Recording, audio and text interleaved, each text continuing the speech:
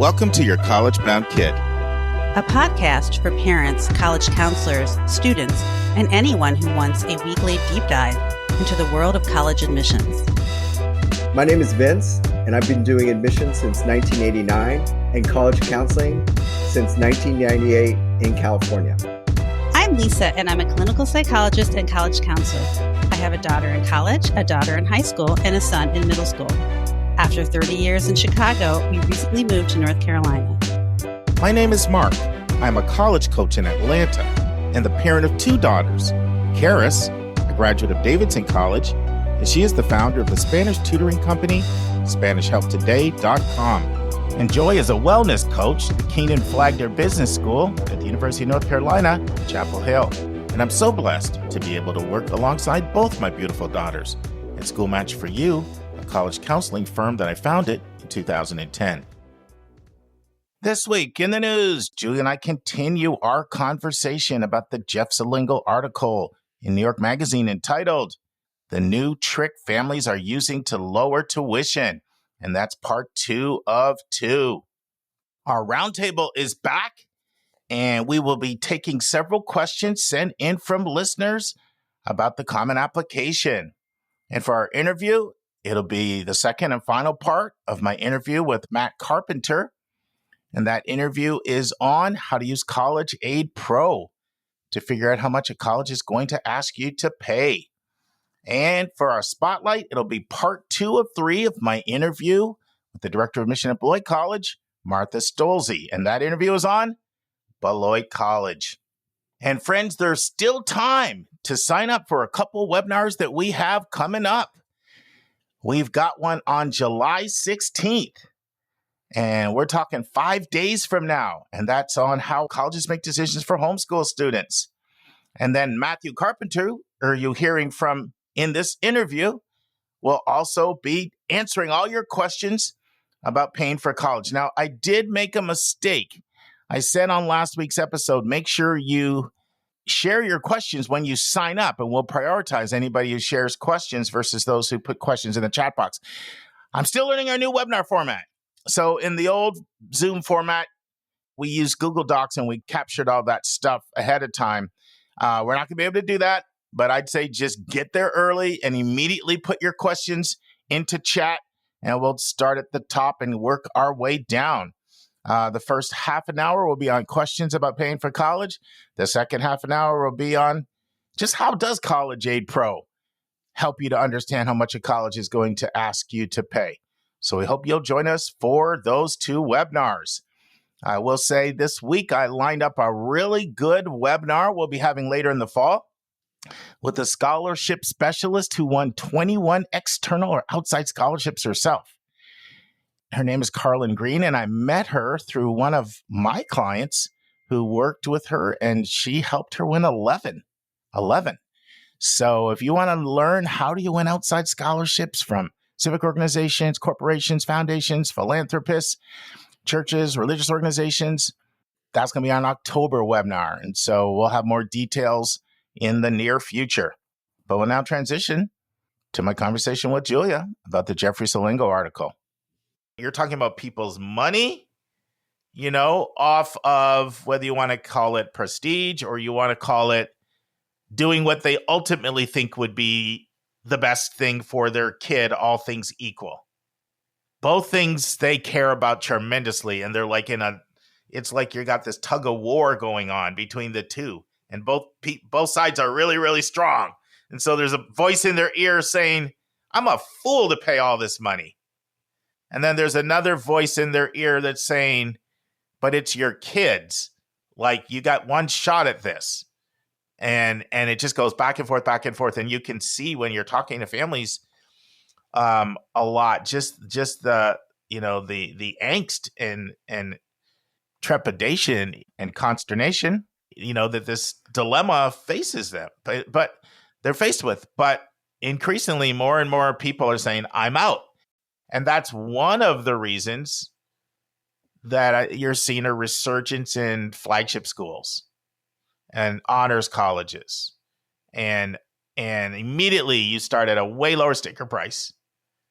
And then, you get into the honors college and you can get small individual personal attention and all that. It doesn't completely replicate something like a Haverford or Davidson type of environment. I'm surprised, Julia, at some of the schools that are still holding on to no merit-based money. I was talking with Carleton College, which is one of the few Midwest schools that doesn't give merit-based money. And I was shocked because remember, Connecticut College used to be that way for a while in the NESCAC. And after a while, they said, no, we can't, like I've seen over the years, so many schools that have gone from no merit to we have to do it. I'm also surprised Franklin and Marshall. But what I notice is those schools that give no merit, there's ways schools can tweak their CSS profile to adjust things. Mm-hmm. And they still, like sometimes I'll see F&M or Carleton will have surprisingly really, really good offers, even if they give no merit. Right. Like one of the things a school can do is they can, and the school has an ability to do this. People wonder why are Princeton's offers so incredible? They literally don't count the first $100,000 at all in their calculations. So, there's something known as the income protection allowance. It's the amount of money that's shielded from the formula. Just because of mere subsistence, you got to pay bills, you got to keep the lights on, have food, pay rent. A lot of schools will use a income protection allowance of around $30,000, and after that, you go on the clock for a portion of your money goes toward college. Princeton's doing it at 100. Some of those other schools, they have to do those kinds of things. I actually had a conversation with the dean of admission at Carleton. I was like, "How are you able to get away with no merit? How are you able to do it?" Because I hope this isn't an insult to anybody because Carleton's such a fine institution, but I just didn't think they had enough stature in the marketplace to be able to get away with that. I get it that MIT can get away with that. The Ivies can get away with that. Williams and Amherst and Swarthmore and Northwestern. These are all some of Stanford. These are some of the no merit money schools out there. I get there's enough demand in the marketplace that people will pay full for those places. I didn't think Carleton had that. And even that it's incredibly fine institution. And if it was on the East Coast, it would be much more of a national name. People fly over the Midwest all the time. But the director told me, well, one of the things they had to do is they had to get rid of using home equity into their calculations. And very, very, very few schools that require their CSS profile don't use home equity in their asset formula. I had a student this year, and they're like, I'm surprised I got such a good offer from Carleton. Well, that was the reason. So they're still making adjustments, either adjusting their income protection allowance or taking out home equity. But what should our takeaways be for our listeners, Julia? I think even though this wasn't the explicit point of the article, that really looking at common data sets, looking at affordability, but thinking about really what matters on return of investment rather than focusing on name or prestige is really important here, right? Because you could, and maybe you don't make that decision, but wouldn't it be nice to be the student who had a full pay option at BU and then making that distinction between where they wanted to apply rather than not having the option, right? To think about college affordability and what that might mean, but really to look outside of some of our easy, low-hanging fruit, quote unquote, metrics about what makes a college, quote, a good college, and really think about affordability and how that ties into return on investment. And then also, which we say all the time in the podcast, is something I appreciate about the parents that are in this article, is that up front, they had these conversations with their students so that the student was not feeling like, oh gosh, I am really torn between Stanford and BU at this juncture. There was always an understanding with the family and the student about, what would be best for the family financially and maybe best for the student. And so therefore, and maybe making those decisions, if you do find yourself faced with a full pay option and a much more affordable option, that's a less agonizing decision to make. And that, a lot of these schools that give merit aid are still very, quote, highly ranked, even in US News and World Report. So like, is it really a bad deal to go to Hobart for $30K less than maybe one of its peer institutions that isn't as generous with merit aid? I do think it's really important to look at maybe not, I don't like the term undermatching, but to not really look at those US News rankings necessarily, but look on your return on investment and the affordability and how it can provide a really good experience and a really affordable experience. Literally just the day before yesterday, I was talking to a client of mine who went to a Harvard undergrad and USC for med school. And we were just talking about her career and med school.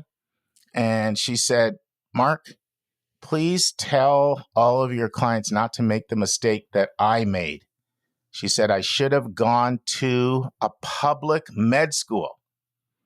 She said, I went to USC and I never paid off all my medical bills until I was just about to turn 40. And if I would have gone to a public med school, my medical school bills would have been paid off a long time ago. So I thought I'd share that. Yeah, and I want to speak particularly to the person, and this is a lot of people, who are inclined to think they need to pay the bigger bucks because of the career outcomes. Right. There's so much data you have available at your fingertips.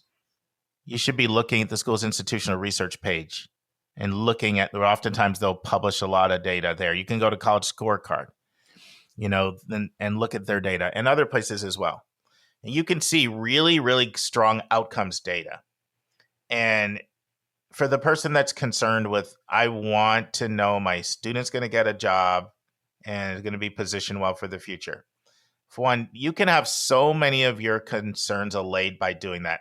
I am not here to say every single school is equal and there's no differentiation. But like Julia said, there's not that many schools that don't give merit money. Actually, if you actually look at it, it's less than 50 in the whole universe of colleges, right? This is a very small percentage of schools that don't give merit. The overwhelming majority of them do. And by the way, that I know places like Duke have merit, Rice have merit, Vanderbilt has merit, WashU has merit. That doesn't mean you just really waltz in and get merit at those places either. Good luck, friend. Yeah. There's a reason your student got that BU merit scholarship and got into Stanford. Yes, exactly. You're exceptional. Yeah, well said. So here's what I want families to think. For the family, that it's not about me impressing someone at the cocktail party. It's not about the bumper sticker. It's not about the sweatshirt. It's not about when I say a name, I want a reaction that my kid is smart. For the families that are able to get emancipated from that, but they just want results. One, look at the research. You're going to be very, very, very heartened at the results. Now, a lot of this is college major specific, because if you go into something where there's a demand, one, it's a lot easier to find a job, and then the compensation is more linked to college, to the degree that you graduate in the field that you go into, than it is to where you go to school. There's a lot of research that shows that. If we're talking finances here, there's a lot of research that shows the field that you go into is the bigger determinant of your compensation than where you went to school. So that's the first thing.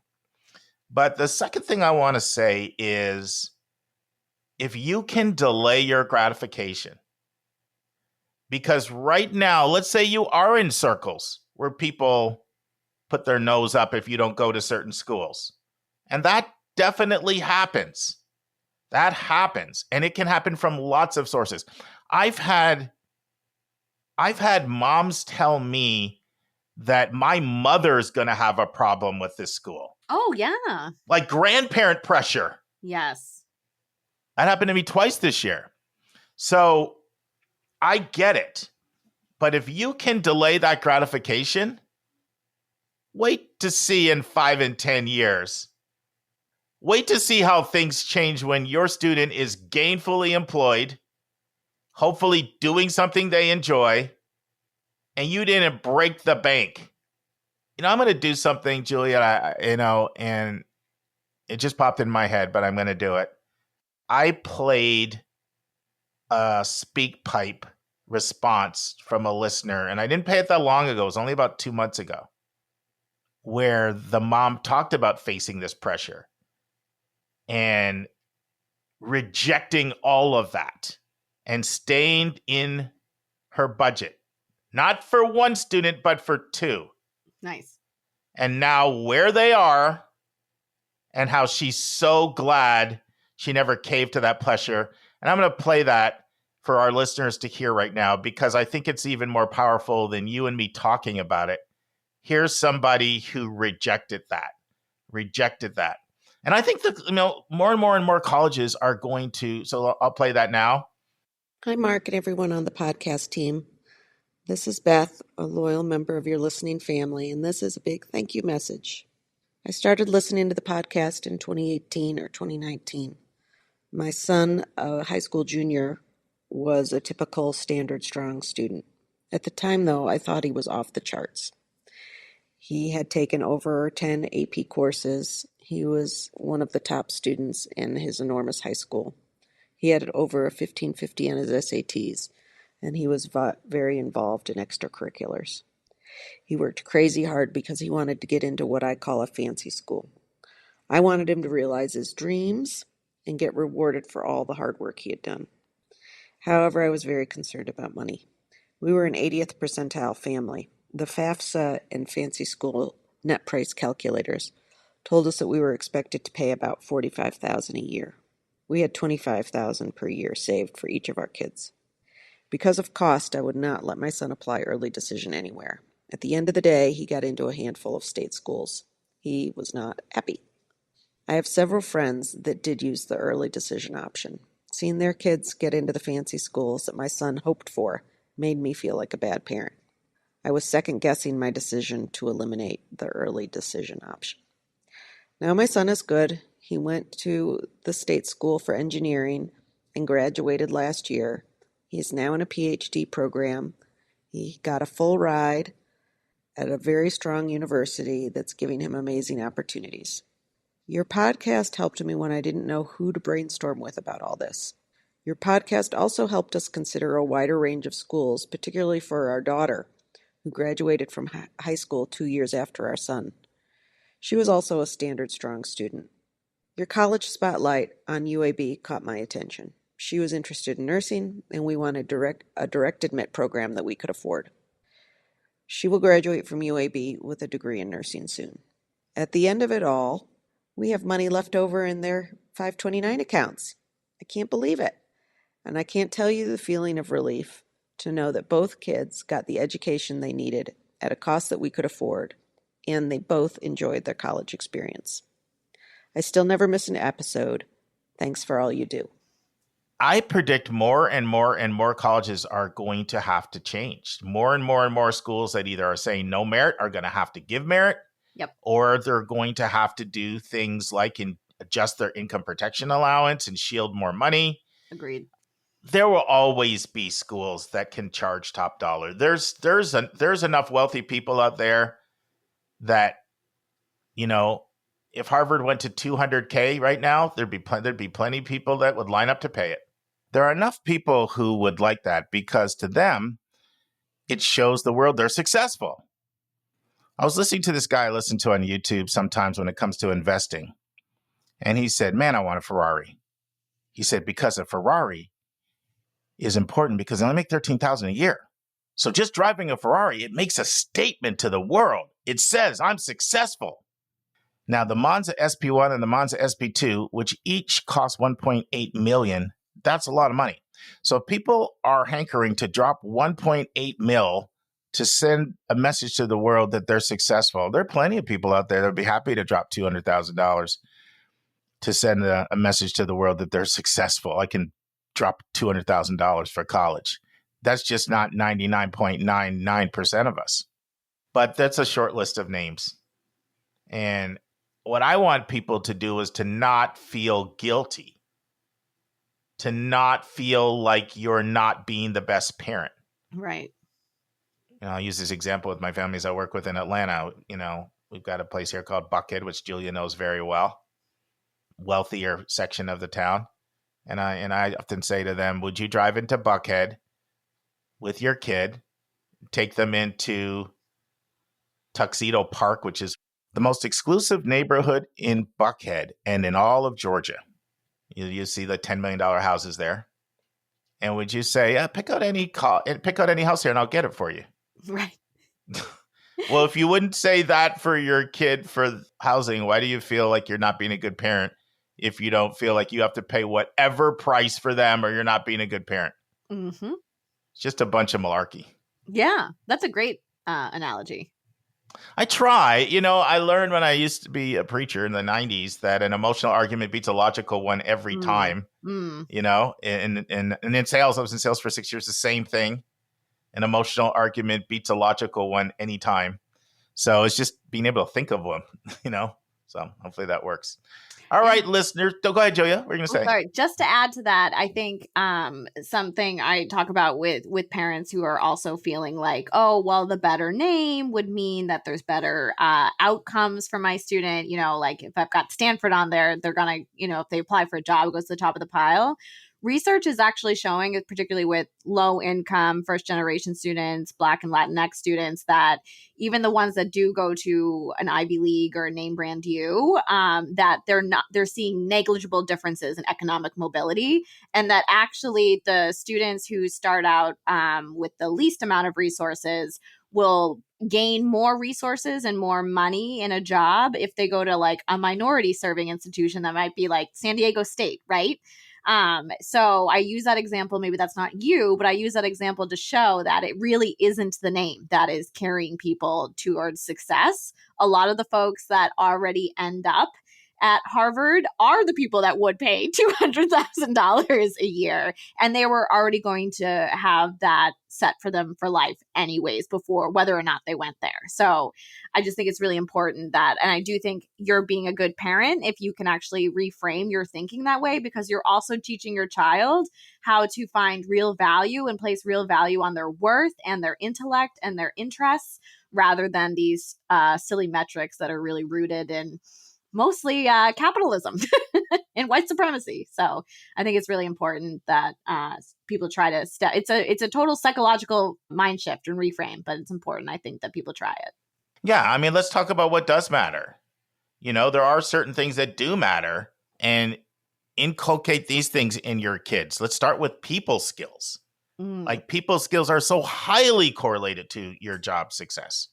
And that's networking, it's relationship building, it's being able to get along with people who are different than you. Okay. I mean, as much money as people spend on the college process with hiring counselors and test prep and paying crazy amounts for college, I don't see people doing a whole lot to invest in their kids' communication skills. People skills and communication skills are extraordinarily important. And then of course your work ethic. I mean, and your drive. When I see drive and work ethic with people skills and integrity and grit and resilience and self-discipline, when I have my students like that, I tell them you're going to be successful no matter where you go to college. You really are. You have the whole package. You have it, you have it. You've got the work ethic, the drive, the people skills, the communication skills, the integrity. All you really need to do now is do something you love and something you're good at. Mm-hmm. You're going to be amazing no matter where you go. And that really should be the message. And if there's something I would love to see people emphasize as much as where you go to college, it'd be that skill set right there. People skills, communication skills, integrity, work ethic, grit, resilience, and self-discipline. Doing something you're loving, something you're good at. Did I miss anything, Julia? What else would you add to that? Anything you can think of? No, I thought that was pretty good. That's just, it's funny. I came on this when I was first started doing this with Susan back in 2002, doing admissions, working out with her as well. I started to keep in touch with people afterward, and those first students now, they're about to turn 40, some of them. And I just started watching and looking at who just took off in their careers. And it's hard when you get busy to keep in touch with everybody. Social media helps with this, Facebook groups, LinkedIn. I try to do a little quick 15 to 30 minute meeting with them every so often at 10 years out, 15 years out. And you see really interesting things. The one thing that I will tell you that I've seen, no correlation at all between somebody's test scores and their career success. I just haven't seen it. None. Never. Sometimes it's the opposite too. Really high test scores, and I'm like, all right. Yeah, I mean, I it's not an anti-testing thing. I've certainly seen high test score people do great, but I've seen low testing score people do great. But they all had those things. They were all hard workers who were highly motivated. They were people of integrity. They had good communication skills, grit, and resilience. And most of them did something they love and they're good at. Now, that takes time to figure out. So sometimes there's a stopping and starting and trying different things. And not everybody's stuck with the same thing. Like what they're doing now is what they were doing 5 or 10 years ago. It's hard to know what you want to do. I really wasn't into my mid-30s before I figured that out, Julia. Yeah. What I wanted to do. Yeah. The average person switches full careers before the age of 35. Yeah. And more research shows that people are going to have like 4, 5, 6 different distinct careers in the course of a life. Yeah. So that happens. That's part of learning yourself and learning what's out there. But please, families, don't feel like you have to pay an exorbitant amount for college.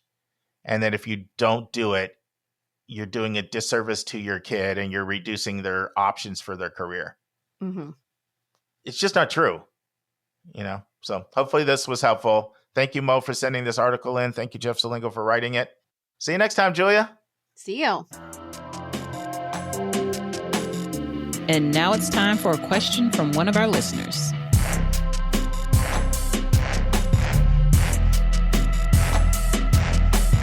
Friends, now time for our roundtable with Vince in Los Angeles, Susan in Pennsylvania, Julia in Massachusetts, Hillary in Colorado, and me in Atlanta. Well, let's go to another question. This question has come up already, but it's so important. I want us to address it as well, maybe slightly from a different angle. Hi, I have a question for your upcoming segment on the honors section of the Common App. My question is, what should a student do if they really don't have any real significant honors to mention or list there? And how important is this section for those students who may be great in other areas but just don't have anything of a significance to list in the honors section? How much importance is put on this section by the admissions officers? Thanks so much. Anything anybody else wants to share? Definitely leave it blank. I mean, I think at some point we'll probably talk about what to include in honors because they're very clear about academics. So I don't know, when you're ready to talk about that, we can talk about that. Well, let's talk about that now. So how what should be included? How strict should someone adhere to the word academic? Because it does say in the Common App, academic.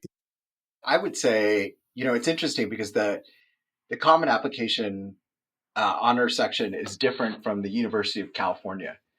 And the University of California allows students to talk about honors and awards in all areas. So your visual arts or your dance award or your National Honor Society, which would go in the Common App, can be included in the Common App. But in the UC app, they make sure that they leave room for honors, and it's broader based.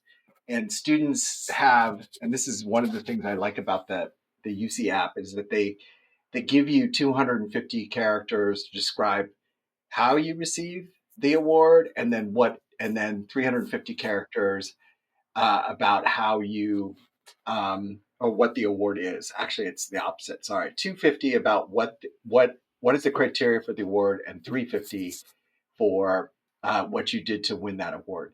So when you're thinking about the Common App honor section and it says just academic, people often ask me, what I say is you can include it if it's a major in a college.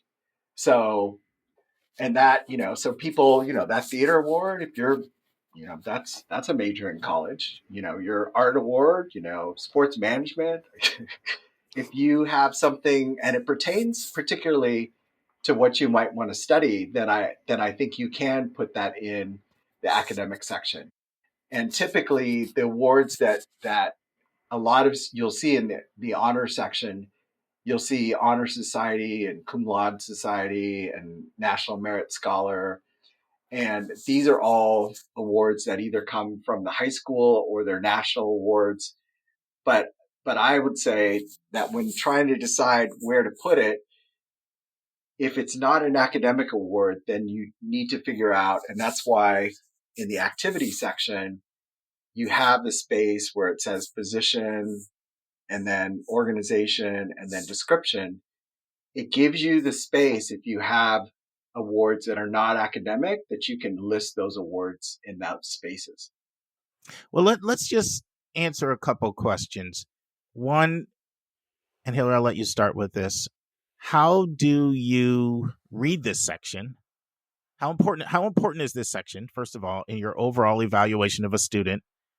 And what are you looking for when you look at it? And do you read that section? and do you care? Yeah, when you said how do you read it, my answer was going to be very, very quickly. If I do, like, usually I just skip past it because there's generally not something there that is significant enough. And if it is super significant, it's going to be mentioned somewhere else, right? Like either the counselor is going to say something or there's going to be a reference to it in your activity section. And so when I get to the honor section and it's like National Honor Society and Spanish Honor Society and whatever, like everyone who's admissible to my school was also qualified to be in National Honor Society, whether they went to a school that had National Honor Society or not, or whether they chose to be in it. And since so many of the awards are filled with, or award sections are filled with things like that aren't really that helpful for me to understand who the student is, it is the section that I either sort of, I wouldn't say I skip it. I mean, I glance at it, but I don't spend time on it. I certainly spend the least time of any of the sections. And everybody here is nodding their heads, by the way, to agreeing with, with Hillary. One of the common ones I see with that is national merit. Someone wants to put their national merit finalist down, which, you have 5 spaces. I would too. Yeah, but if you I've put seen down your national SAT merit finalist, scores, and I also see your 1580. I kind of knew that, and you didn't really. I have your SAT scores if you're putting national merit down, so I don't need to know that, right? Like that's more for you to be able to get some money from the school, probably, than it is for me to like be something that is going to be compelling for me. I think the thing that sort of makes my heart hurt about the honor section is that kids feel like they have to have something significant to go in that section, and it can be really stressful. And so I guess my core message would be don't stress over the honors section. It's really not that big of a deal. But if you feel like there's something there that you're excited about and proud of, then you should put it there. And it's fine. It's not going to hurt anything. First, I would say it's not a problem that you don't have honors on or that your student doesn't have honors on their application. I was actually talking with our dean, Karen Christoph, this afternoon, and I said, hey, I'm going to be talking about honors. Do you have anything you want me to make sure I say? And she said, make sure that people know that we admit a lot of students all the time who don't have honors on their application. And that is not a requirement. I see Vince over there giving me the hands up. So I think he agrees. It's not a requirement to have honors in order to, be admitted to a highly selective school. Awesome. That was my question for you, Hillary, or anyone else here who's read applications. I don't think anyone's ever been offended or not admitted someone because they put something in the honors section that maybe we didn't perceive as an honors, right? Mm-hmm. Totally. Yeah. I don't even, I'm trying to think of an instance in team reading when we've discussed anything in the honors section. And, I can think of maybe 1 or 2 times. And it was discussing trying to explain to the person who I'm reading with why this honor was meaningful. But out of, I don't know, how many apps have I read? 3,000 in 3 years, probably. That's not very many times. International students get lots of awards. It's much more, it's a very, very visible and very important dimension of cultures. We think it's rampant in the U.S., but it's incredible, as all of us know who've read international. applications. But Susan, even with that, there's differences. I mean, we had the family from Narobi that says we don't have any of that here. So even that, we can't just put all of it together and say international, right? There's still going to be differences. Right. And again, that's where we rely on the school profile, that if a student has won some kind of recognition, we always look in the profile and in the counselor letter to see if it's if there's evidence of that. And the other thing is, school, the whole country, the whole world's really divided up, right? And most schools do this, not all, but most, where admission officers have areas. And so the person that's assigned to Africa, they would be more knowledgeable about that area than the average reader. And then they would bring some of that knowledge to the rest of committee. And that's true for Sandusky, Ohio, right? I mean, it's true for any place. Like, that's part of the benefit of assigning territories so that you can get a level of expertise. You want to give an example, Hillary, of sort of one of your territories and how you maybe were able to glean some local knowledge that you could share with the rest of the readers? So people can know what we're talking about here. So, so I read the Northeast, which is lots of very buttoned up independent schools.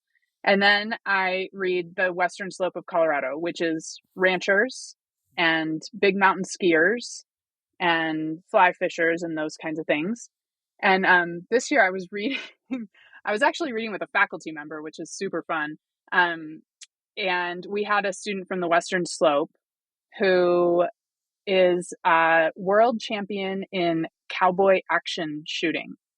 So these students, they dress up in cowboy outfits and they go out with like an old school kind of gun that you have to like cock and shoot, and this student she won these like international awards for being the best cowboy action shooter.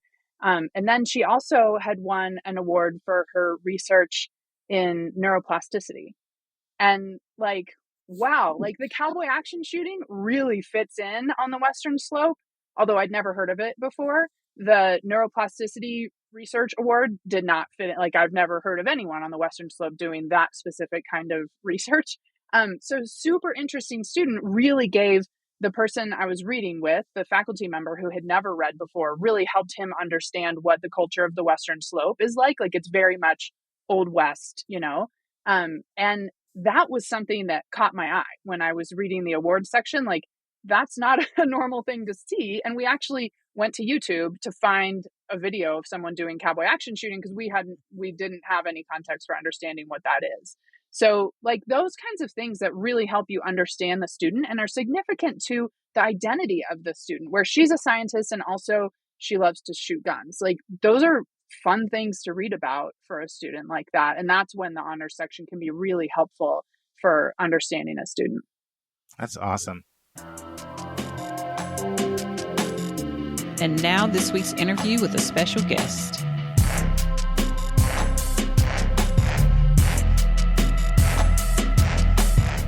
Friends, in the final part of my interview with Matt Carpenter and how College Aid Pro helps families with paying for college, Matt goes over the 3 different levels of service they provide. Matt talks about how to effectively use College Aid Pro. Matt talks about what their Wake Me Up When It's Over service is. Matt goes on the hot seat, and Matt shares a special offer for our YCBK podcast listeners to take advantage of to access their services at reduced pricing. Listen and enjoy. So let's go over all your, or at least I'll say 3 of your main services. Your mycapcollegeaidpro.com, and then you have your portal, and then you have your work with somebody one-on-one.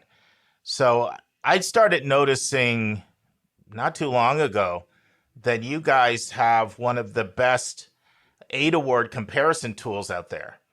And I don't know why. College Board used to have a decent one, and they scrapped it. I don't know why. So I started having everybody at least set up that I work with, set up a mycapcollegeaidpro.com account, at a minimum, go through and do an aid comparison tool, because you know how it is. Aid awards are completely different, and one school's in semesters and other schools in full year, and one school only has billable and doesn't have non-billable, or they throw in a plus loan and they make it look like a grant.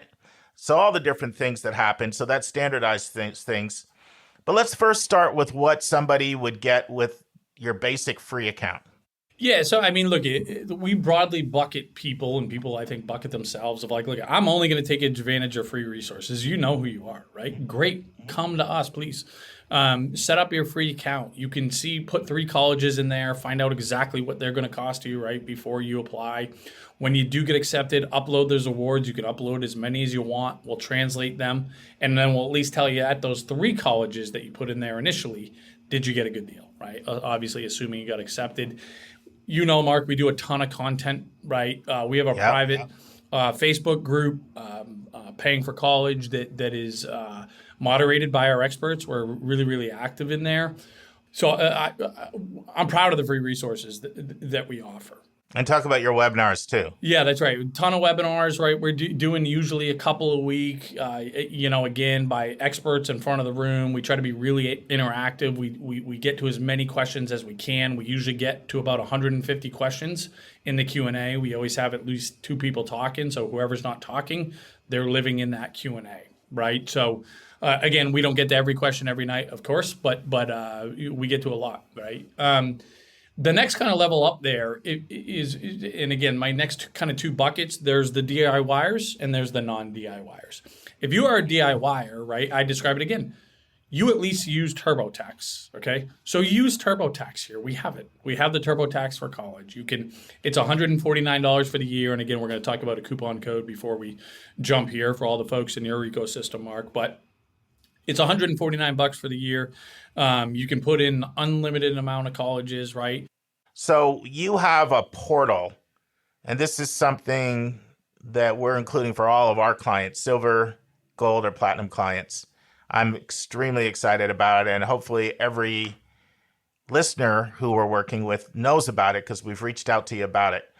But talk about what they get for like the 149 rate, and of which it'll even be less if they take advantage of the coupon code you're going to share. But talk about that offering. Yeah, so I mean, that's kind of the big level up from our freemium version versus the, $149 for the year. And then I should say it's $4.99 or $5 a month, essentially. After that, if they stay on and it's, month by month, cancel at any time. But they can put an unlimited amount of schools in there. So for a lot of people, it's just worth it where they say, instead of me going on 30 different net price calculators, knowing they might not be accurate, knowing some of them take a half hour, let me take 5 minutes to get the most accurate net price calculator at any college in the country, right? And I can put in unlimited number of colleges there. And then I can sort, I can say, I just want to search who's going to give me the most money, whether it's financial aid, whether it's scholarships. They can set up their filters in such a way that they can get ideas, right? In addition to saying, hey, we know we're going to apply to Northwestern, we know we're going to apply to Denison, where else should we be thinking about that's going to give us a great deal, right? And they can, that's a feature that is not offered in the free version. The other thing here, again, that I think fits in somewhere in the DIY camp, at any point, if I'm somebody that says, look, I got this, I just want the best tools, so I'm going to use mycap.collegeaidpro.com as that kind of TurboTax, but I want somebody to look over my shoulder once or a couple times. You can always book an hour with one of our experts right through the platform. So you can say, hey, I want to meet with JP because my kid's thinking about USC and he was the director of financial aid at USC, right? Or I want to meet with whoever, Peg, whatever it happens to be, right through the portal at any time. So that's a lot of people will say, before I hit submit on the FAFSA, before I make a decision who's going to complete the FAFSA, we're a 2-household family, I want to talk to an expert, right? So that's kind of our DIYer bucket. That's either just technology or give me the tech, but also let me talk to somebody a little bit. I think it's awesome that you also have that one-on-one option. I attended a financial aid session at NACAC 2022 in Houston. And it was mostly talking about the crisis in the industry, as much as 45% turnover. And, they're taking all this abuse from families who think that, they're yelling at them and screaming at them and thinking that they're gouging them. And in some places, they're starting out at $35,000 in pay, and it's complex and turnover. And so I literally had this idea and it popped in my head. And then afterward, I went up and talked to a couple of the financial aid directors on the panel. I said, how would you feel about some of your people doing a little work on the side? I mean, you're having a hard time paying them, but I'd love to hire some people that could just be your financial aid expert go-to, and they could get a little something, help maybe stay with you a little bit longer. So I know there's a huge need out there. Financial aid is not generally the highest paid occupation. The idea that you have people that, could actually help people with some of those complex questions, I think is a service. And then there's always people as well, I know Peg does this, that really would like someone to just, can you look at my CSS profile? You want to talk about that?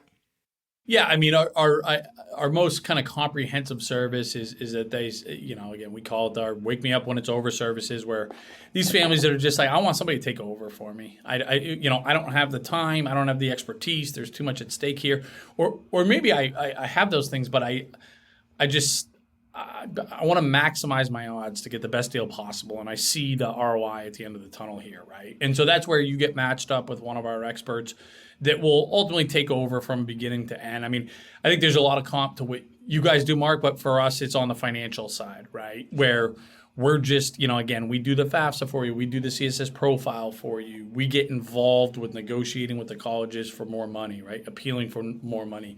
We're going to be the ones that say, hey, if we were in your shoes, this is exactly how we would pay the bill, right? This is when we would use what resources. This is what loan we would take. This is what we think is, too much to borrow, right? Let us help you have this conversation at home if that's a hard deal, right? And I think some of the families that we serve the most, like split household families, divorce, separated, there's so much to that, and it really matters how you navigate this thing. But there's tons of opportunities. And business owners, another complicated one, right? Now the FAFSA requires every business owner to put a value of their business on the FAFSA. Huge implications there, and just we usually say the more complex your situation, the more that we can help you. Now, again, plenty of people that are right down the fairway, so to speak. Not that that's sure. There's no such thing as that, of course, but there's still meaningful value we can provide there. But yeah, some of these ones we're tossing out are like, you guys really need to think about working with us in some capacity. Let's take a break to learn about Mark's recommended resource for the week.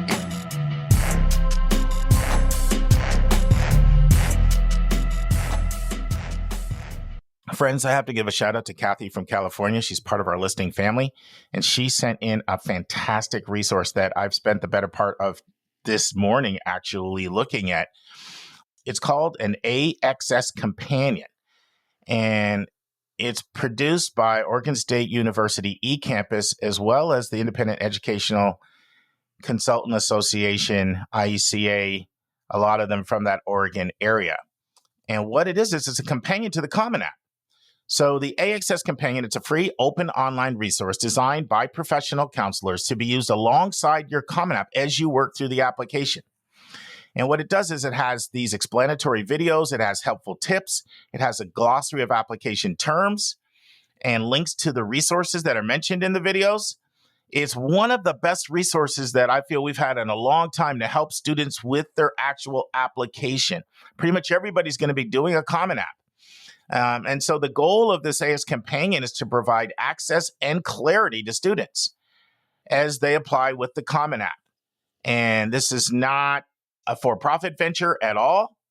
There's no advertising. There's none of that stuff. It's actually, AXS Companion is supported by the AXS Foundation, which is a 501c3 nonprofit organization. And once again, this is a collaboration with Oregon State University eCampus. And it's just designed to help you navigate and apply to a wider selection of colleges and universities. So when you go into the AXS Companion, you're going to see like tabs in the Getting Started section. And you'll see there's a whole section for Common App. There's a section under College Search and List. You can actually get a sense of what some colleges will, are more affordable actually there. There's a My Colleges section. Of course, there's a lot of resources under the financial aid section. They've got vocabularies and key terms. There's even an Espanol one for Spanish speakers, for parents. And then important information and resources. And then there's information for community-based organizations. So I can't recommend it enough. it's a long link that if I said it and you're driving, you're doing the dishes or something, it's just not going to work, So I'm just going to put the link in the show notes. You have to go to the show notes to get it. But friends, this resource is worth checking out. If you're a college counselor, absolutely worth checking out. If you're a parent trying to help your student with the college process and applications, definitely a resource worth checking out. Now return to my interview with Matthew Carpenter from College Aid Pro. So this has been great. This has been awesome. About to transition to our lightning round in a sec, but it's two things. Is there anything you haven't said that you want to share with our listeners? And I also want to say this before I forget. Very excited that Matt's going to be in our webinar series, 8:30 on the 6th of August. That's Eastern Time, 7:30 Central, 6:30 Mountain, 5:30 Pacific. You'll be hearing a lot from me about that, but be thinking about your questions and bring them in. And friends, you can sign up for this opportunity by going to yourcollegeboundkid.com/events. Go to August 6th, and you'll see it at 8:30 Eastern, 7:30 Central, 6:30 Mountain, 5:30 Pacific. But anything you want to say that we haven't covered, Matt? Maybe just to reiterate, right? My big things are you start early, okay? Don't go at this alone. And again, I mean it sincerely. Whether it's just take advantage of free resources, right? At least have your free TurboTax version, whether it's working with somebody else in our ecosystem, right? A competitor. Again, I always say the superpower of the federal government, Wall Street, and the colleges themselves is this narrative that parents and families should navigate this process on their own. And I'm not saying they started that intentionally, but it's the thing. Everybody just goes at this alone, and that's the superpower of kind of who we're going up against in some ways. Yeah, most people need money for college, but even if you're listening and you don't, aren't you at least curious, like what the offers are from some of the schools on your students list? Knowledge is power. Knowledge is power. There's a lot of people I work with that fall in that situation. You said they're not going to qualify for financial aid, but they can't stroke that big check. There's also a lot of people who desperately need financial aid. We have all income levels represented amongst our listeners. I just think it's what you're doing is a tremendous resource, and I'm really excited that we're able to partner with you, Matt. And I'm excited that you'll be doing this webinar for our families on the 6th of August. But no first-time guest gets away without going on the hot seat. It's a tradition, the lightning round. You ready for some non-money questions? Giddy up. Let's go. Let's do it. What's the worst ticket you ever got driving or car violation or anything? You know what? That's a somewhat easy one for me. It came up just recently, too. My wife reminded me what an idiot I can be sometimes, especially 20-plus years ago, whenever, I guess, 20-ish years ago. I was living out in San Diego, and I had this beater of a car. I was going to move back to Boston, and I didn't really know what to do with it, so I just left it on the side of the road next to my house and went home. And just figured the universe would take care of it. Turns out that was not the case and led to the car getting impounded and me, having to be financially responsible for that. And I won't bore you with the full story. But yeah, that was a ticket to the tune of several $1,000s. Ouch. Well, now I don't feel bad because I was having a flashback with your story. I was in sales in the mid-'90s, and I parked in one of those little common areas where there's like 20 stores, but you have to be careful because some places say parking for such and such store only. I ran in, came out, and I saw my car on the tow truck just going up. Tried to use all my sales skills to talk the guy out of it, and he was not having it. And so he's like, $75, I'll put your car down. I'm like, I don't have $75. He's like, I'll take you to the ATM for $125. But I guess I got off easy. So what advice would the 40-something Matt give the 20-something Matt looking back in your life? Yeah. Geez, I don't have all day here, Mark, so I'll keep it to the financial, maybe to keep it somewhat. Sure. But and again, I wish that I'd kind of paid attention to stuff like interest, for example, earlier than I did, right? Again, I ran up some massive credit card debt, or at least relative to being, in my early 20s. At your age and your income. Yeah. Not having, significant income. And it was just like finally one time, almost by happenstance, and I was like, I'm paying what, a month on just interest? And why isn't this thing going down? And, so having some type of like financial 101 would have been, I think meaningful earlier. I kind of learned the hard way. Now, again, many have learned it a lot harder than I did, and I had safety nets that other people don't. But that's something that could have made things a little bit easier if I had paid attention to that, or really, I don't want to throw my parents under the bus, but mom and dad, where were you on that one? I hear you. What sport are you the best at, and what sport are you the worst at? All right. I was a good football player. I played football back in college. It's been nice. A minute since then. So today it would be hard to say the worst. I don't know, Mark. You're talking to a superior athlete here. How about this? I haven't played pickleball yet, right? I know that's all the rage now. I anticipate being, running the local circuit here, but I haven't played yet. So I guess I'm the worst at that. How's that? Cool. How's that for a humble answer? I love it. Love the honesty. Matt can't do anything in the financial aid or even education world. What's another occupation that might be rewarding for you? I'm a bit of a natural salesman. I used to tend bar. I loved it. I could still get behind the bar and have some fun. Right. There you go. I'm no stranger to local establishments. I'm comfortable down there. And, I always think I could get behind the bar. And if push came to shove, Mark, you need a little money. That industry's not going anywhere, I don't think, especially in hard times. So that's where you find me if College Aid Pro doesn't work out. Cool. What place is on the bucket list? You haven't been there yet, but you want to get there. You know what? I think South America is a big one for me. Never been to South America. That's on the short list. Pacific Northwest has been on the short list for me. I've been up there a couple times, but not fully. Just kind of experienced more out there for conferences type of deal. I haven't experienced the area the way that it deserves. Those are two on the short list. My oldest daughter is quite the world traveler. She spent 6 months in Peru, Bolivia, all that in college, and she calls me yesterday and say, "Dad, I'm going to Colombia for 10 days." Good for her. Good for her. That's great. Any book you've read that you think our listeners would benefit from reading? I like the first one that popped in my head is "Obstacle is the Way."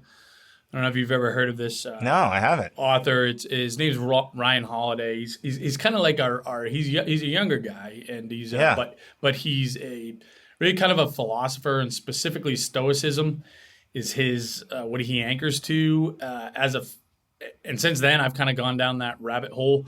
I think it has a ton to offer, and again, I've just really embraced it as just kind of a mindset. Is it more like obstacles are a blessing that? That's the idea of just embrace this adversity that none of us are escaping on a daily basis, and just kind of number one, just be okay with it. Like, yeah, no kidding, today didn't go as planned, right? I didn't know what the 10 challenges were going to be that were unforeseen when I woke up today. But if you almost have this thing of like, that's an inevitable, I think the adversity just kind of moves you. You get less emotional and just be like, yeah, this is the deal. So what? Now what? What's next? Well, it's good timing for me to hear that message. We put a photo up for every one of our podcasts, and I guess I put a couple photos up that I didn't have the copyright license to do. I mean, now the last few years we've been using stock photography, but there was a day when I used to go to Google Images and grab something. So I got served by an attorney with a pretty hefty fee this week, and so it's kind of a good time for me to hear that. It was $1,500 a photo and 2 photos. So I'm trying to negotiate it down a little bit lower. But good timing for me to hear that message. Keep me posted on that. Obstacle's the way. So we'll see what silver lining comes out of there. There's going to be something. So keep your. And that's what I've been reflecting on, because this all went down yesterday. Yeah, awesome. Friends, every time I get a little depressed about a big bill I get, I think of something that happened to my brother. He was overseas at a business trip in England, and he rented a car, and it was his first time driving on the left side of the road. He's driving for 30 minutes and he totals a brand new car. So obviously it's really depressing. You're in there for a business meeting, you total a car 30 minutes in. But he's like, no big deal. My insurance has got this covered. So he reaches out. The first thing he does is he goes to his credit card. Because on your credit card, you have insurance for some of the cards for car accidents. So the first thing they say is, Norm, you only have insurance in North America. He's like, oh, no big deal. I'll go to my regular insurer. And then they say, Norm, you only have insurance in North America. So it was a $21,000 bill. He was able to negotiate it down to $12,000, but that was an expensive 30-minute ride. Well, Matt, this has been great having you on. We'll look forward to seeing you on August 6th for our listeners. We'll have a sign-up page on yourcollegebounkid.com under the events tab. And, of course, you and I will be working together collectively with all of our students. And I want to make sure that we get you as many AID awards as we can, because I know that your system is almost like crowdsourcing, right? The more you put in, the more accurate it gets. And any listener out here too, I'm sure if you wanna help them out, I'm sure they'll take any AID awards that your kids had to help make the system more accurate. So thanks again for coming on. We appreciate you. You bet. And then I don't know if you want to say it, Mark, but any Stucker20, anybody use a coupon code Stucker20 for anything at College Aid Pro. Book an hour, use the software, use our Wake Me Up When It's Over services, 20% off. Yeah, Stucker20 will allow you to take advantage of that. Very kind of you to do that. Very thoughtful. Thanks a lot, Matt, and we'll see you soon. See you soon. Appreciate it. Appreciate it. And now it's time for our College Spotlight of the Week.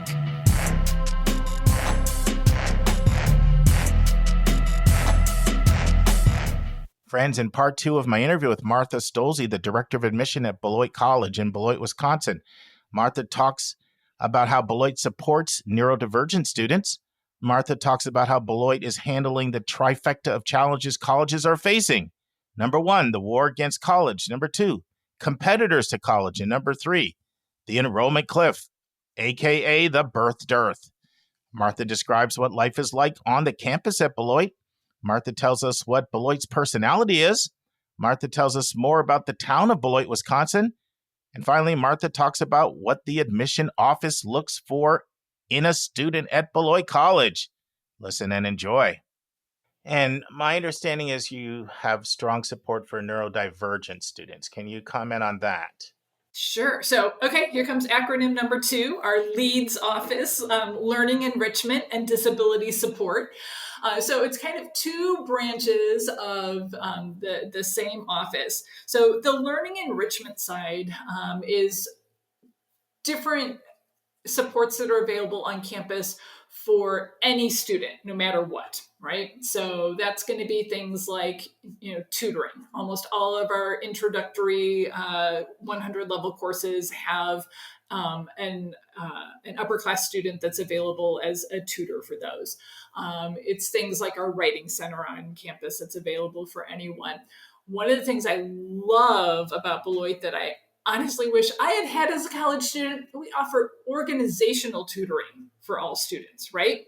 So sometimes it can be really overwhelming. It's the beginning of the semester. You have all these course syllabi.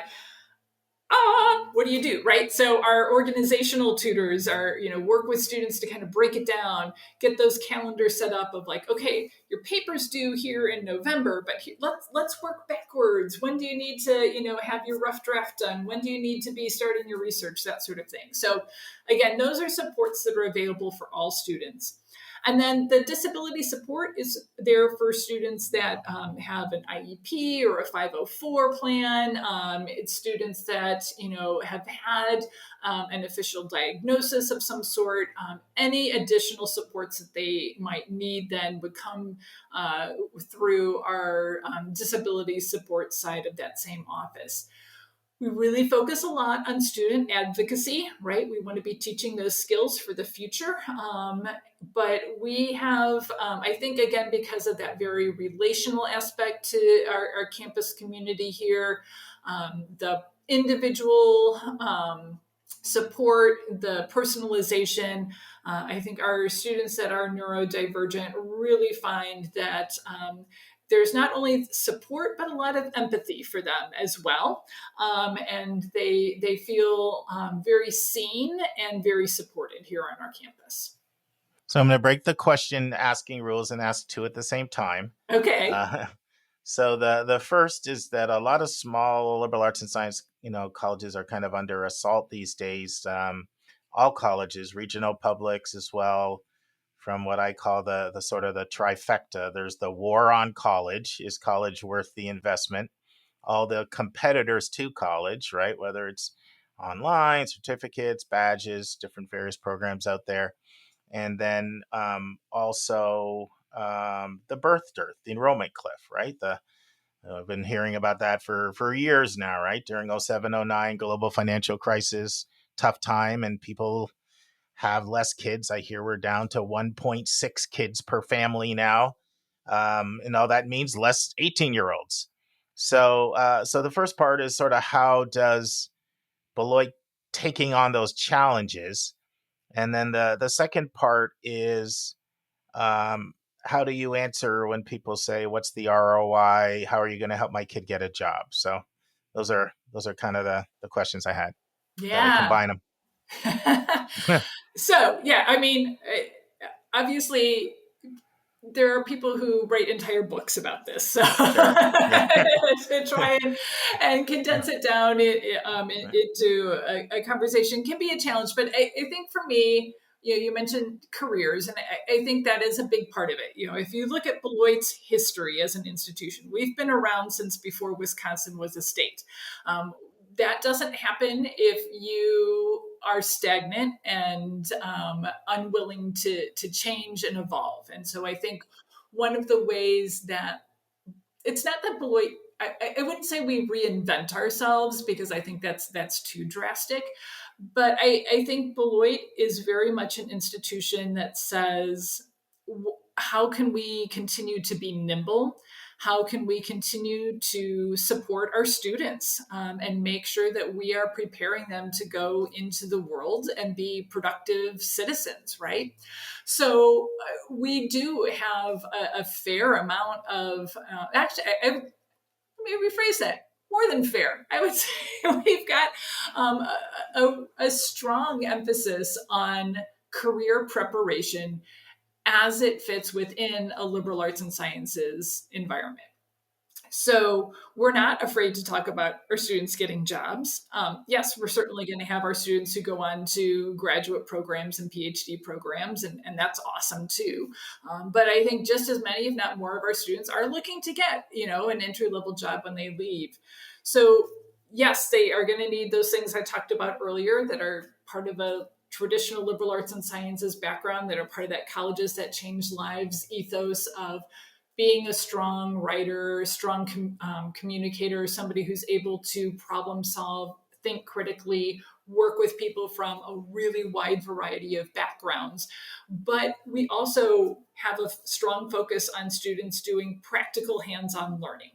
So all of our students, as one of our graduation requirements, have to do some sort of experiential learning. So that might be an internship, that might be doing research in a lab with a faculty member, but they're doing something that takes all these big ideas that they're talking about in the classroom and putting them into practical effect. We have a phenomenal career development center here. We call it CareerWorks. Where, yes, they're absolutely going to be helping students to, set up their, LinkedIn profiles and work on their resumes and cover letters and all of those good things.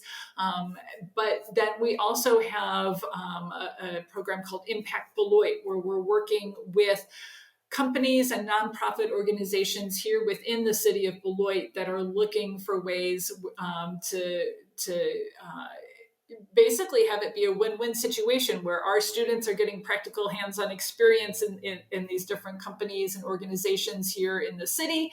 And it's helping the city continue to grow and thrive by having these students from all over the country and all over the world contributing back. So things like that, I think, are really important. And I think do a combination of address that question of ROI, address the question of, is college worth it? And also, I think it really does help students recognize that, whatever job it is that they start off with after Beloit probably will not be the job that they have 10 or 15 or 30 years down the road. And so again, that liberal arts and sciences roots that they've been able to put down of being adaptable, being nimble, as the college has demonstrated it's able to do, I think are the things that we really infuse into our students while they're here. And so, as the workforce continues to evolve and change, they're going to be ready for it. Well, you handled the double question well, so I'll do it again. Okay. I want to ask you what life is like on campus. And I also want to ask you how you would describe Beloit's personality. Well, so life on campus. I mentioned earlier that this is very much a residential campus community. We do require our students to live on campus for the first 3 years. Many students choose to live on campus their fourth year. We have a really geographically diverse student population. So we are very much a national liberal arts and sciences college. So yes, we have a lot of students from the upper Midwest, but we have really quite a few students from both coasts, from the South. California is usually one of our, top 5 states in terms of where students are coming from. We also have a large international student population. About 15 to 20% of our student body are international students. My son's roommate, his first year at Beloit, was an international student from Uzbekistan. I'm not going to lie, I had to Google Uzbekistan. I could kind of sort of find it on a map, but I really do very, very little about that country, right? So it was a really neat experience for him to get to know somebody so well from a completely different, culture, country, religion. And so, and my son got to be the Midwest expert, right? Of like, hey, this is what you do when the tornado sirens go off, right? So I think it's a really collaborative sort of campus community. I had a student ask me recently, to describe Beloit in Harry Potter terms. I would say we've got a lot of Ravenclaw and Hufflepuff kids here on our campus. They tend to just be really nice. And not just Midwest nice, just like really, really nice students here.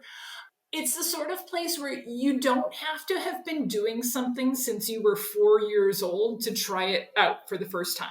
So if you've never played cricket before, but you're fascinated, show up to the Rec Sports Cricket Club and they'll be like, sure, we'll teach you. Same thing goes for, some of our fine arts areas, right? If you have never had a chance to take music lessons, but that you've always wanted to learn how to play, you can absolutely do that here. You don't have to have been,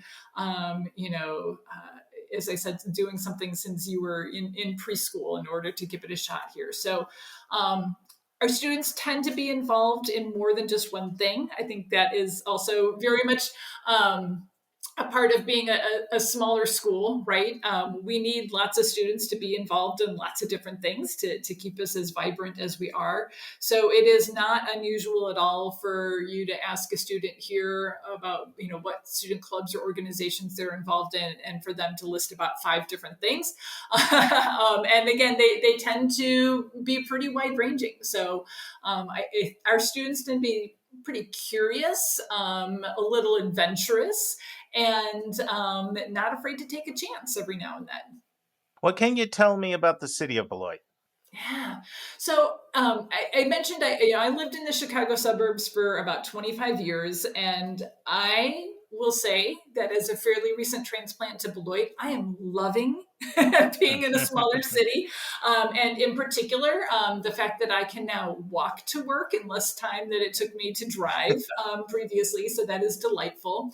It is a small city, right? We're actually the smallest city with a professional sports team. So we are home to the minor league baseball team, the Beloit Sky Carp.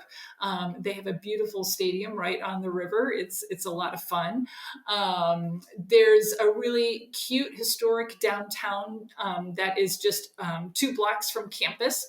So students have very easy access to that. So, if they want to walk downtown to the Flying Pig and get a bubble tea or some gourmet popcorn or something like that, they can do that very easily.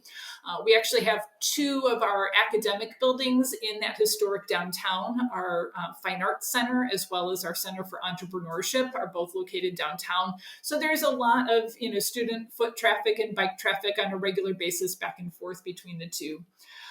The city of Beloit is actually also home to the second largest farmers market in the state of Wisconsin. So we're second only to Madison with that. And so from kind of mid-May through October, it is a happening place on a Saturday morning and a ton of fun.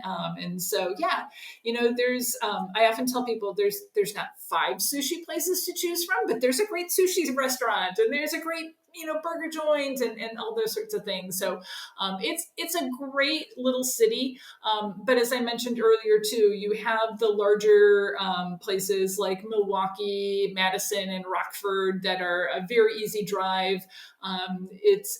There's a bus line that runs to O'Hare and downtown Chicago. So if students do want to go into the city of Chicago for a day, they can do that. They can be part of that hustle and bustle and then still be back here in Beloit to fall asleep to the sound of crickets at night if they want to. Thank you, Martha. Let's talk admissions. Tell me a little bit about your admissions process and, what you're looking for and anything you can share beyond, good student, good kid, someone will get involved. Like I say, everybody wants that. But what is that? But how do you define that, or what do you look for? Anything you can share. Yeah.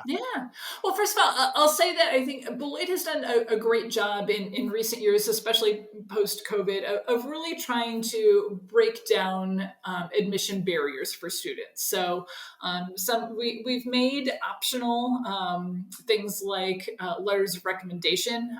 We know that students really had a tough time there for a while making connections with their teachers or their school counselors. And we want to be really cognizant of that and access issues for our students. So we want to get to know as much as we possibly can about students, but we also recognize that, some students are coming from under-resourced schools where that might be a challenge. And so we recognize that. We've been test optional since well before COVID. Mm-hmm. And when I say test optional, I do mean truly optional.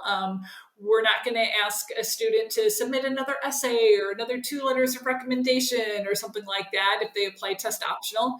So if a student feels like their test score is a great representation of who they are as a student, awesome, send it in. If not, don't send it, and we're not going to ask any additional questions, right? When I mentioned earlier about, our students tend to be curious, they tend to be willing to take a risk. I think those are some of the things that we do look for, whether it's on the transcript or in an essay, so maybe the student that broke the mold a little bit and, took a different, foreign language option in high school or, did ASL or something like that instead. Like, we love to see that sort of thing. The student who maybe, started a club or an organization, I think would be a student that would be a great fit for Beloit. We certainly like to see that students have challenged themselves as much as they can at their high school and in their curriculum. But again, we understand that that's very contextual. So much like what I've talked about in terms of the academic environment here, I think our admissions process, we strive to be as individualized as possible and recognize that it's not a one-size-fits-all situation. I always encourage students where, if they feel like there's something on their transcript or something in their, academic record that they want to explain to us, please do. We will absolutely pay attention to that and listen to that and try and take that into context as well. Can you sort of give a feel for sort of a grade / rigor profile of an applicant that you would want to see in your applicant pool? Sure.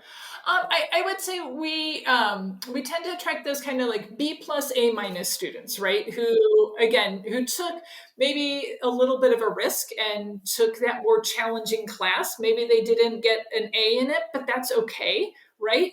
They challenged themselves a little bit. We like to see students that have taken a good, solid college prep curriculum with some added rigor. So maybe some honors or some AP courses in addition to that. We do like to see at least 2 to 3 years of a foreign language. But again, if a student decided to focus on the fine arts instead, or maybe, taking, engineering, project lead the way courses instead, again, we can be flexible with that. There's not a hard and fast rule. Again, our students tend to be strong students academically, but again, it doesn't have to be a perfect straight A student to really do well and thrive here at Beloit. Friends, this concludes the second part of a 3-part interview I'm doing with Martha Stolze, Director of Admission at Beloit College. We hope you join us next week for the final part. On Monday's episode, well, the University of Chicago and Wake Forest have rolled out what some people are calling ED0. And at the time of this recording, we've had 5 requests from listeners. Can you guys talk about this? So Julia will be joining me. We'll be actually doing that recording tomorrow. And then Linda will finish up her final part of her excellent interview with Colonel Robert Kirkland. And friends, I close with something a parent on the West Coast said to me this week. She's actually a podcast listener. And I was happy. I always like it when podcast listeners quote back to me stuff we say. So she said, it's like you say in the podcast. And we were talking about her student. Hard work beats talent when talent refuses to work hard. So friends, that's what I close you with today. Hard work beats talent when talent refuses to work hard. See you on Monday, friends. And that's our show. A big thank you to you, our listeners, for tuning in this week. If you find this podcast helpful, please follow us and you'll get every single episode as soon as it is released. If you're interested, there are a few ways you can really support our podcast. You can click the share button and send it to your friends and acquaintances. You can help us pay our staff and our expenses by donating on our website. You can write a review for us on Apple or Spotify. I'm the producer of the podcast, but we have a fantastic team of 15. Shout out to our co-host, Dr. Lisa Ruff, Dr. David Williams, Linda Depker, Susan Tree, Vince Garcia, and Julia Esquivel. And to our substitute co-host, Sylvia Borgo. Our sensational sound engineer is Nemanja Motvich. Our amazing music is from Victor Allen Weeks. Marketing designs are from Kimberly Blass. Lily Parikh manages our Instagram. Our image editor is Talha Khan. Joyce Ducker does our website episode updates. And our webmaster is Stalianos Dimitriou. And if you want to have a coaching session with Lisa, Linda, or me, just text me at 404-664-4340. If you have a question you want us to answer, or if you have a recommended resource or article you think we should discuss, just send it to questions@yourcollegeboundkid.com. Our favorite method is for you to record your own voice at speakpipe.com/YCBK. By the way, check out our website, where you'll find lots of content that is not on any podcast app. Our website is yourcollegeboundkid.com. If you want to learn about other hot admissions topics, follow us on Twitter at YCBK Podcasts. We think of you as our listening family, and we look forward to meeting again with you every single Monday and Thursday.